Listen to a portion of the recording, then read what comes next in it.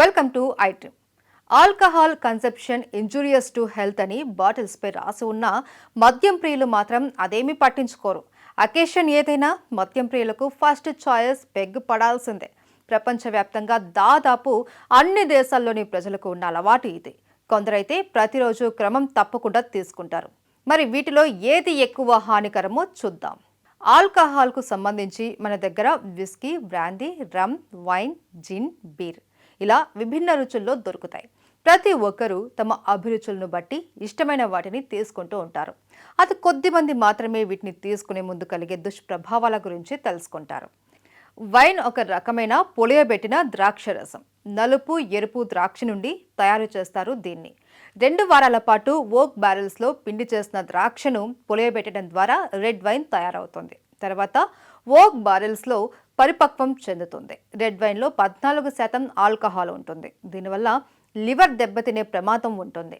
ఇక రమ్లో 60 నుంచి 70%, విస్కీలో 30% నుండి 65% వరకు అధిక ఆల్కహాల్ ఉంటుంది. విభిన్నమైన ఆల్కహాల్ కంటెంట్ ఇది.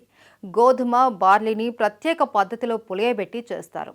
ప్రత్యేక ప్రక్రియ తర్వాత ఓట్ పీపాల్లో కొంతకాలం నిల్వ ఉంచుతారు. వాతావరణం చల్లగా ఉన్నప్పుడు చాలామంది రమ్ను ఇష్టపడతారు.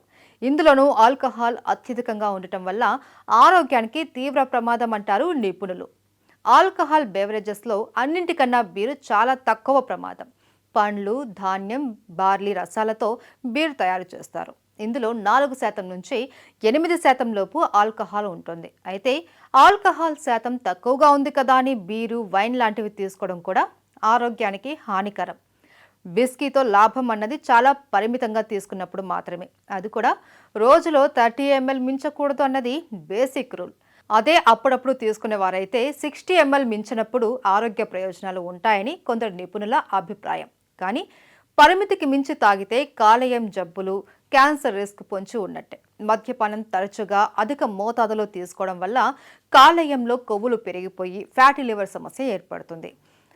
అంతిమంగా అది కాలేయ వైఫల్యానికి దారి తీస్తుంది అని వెబ్మేడ్ సంస్థ హెచ్చరిస్తోంది.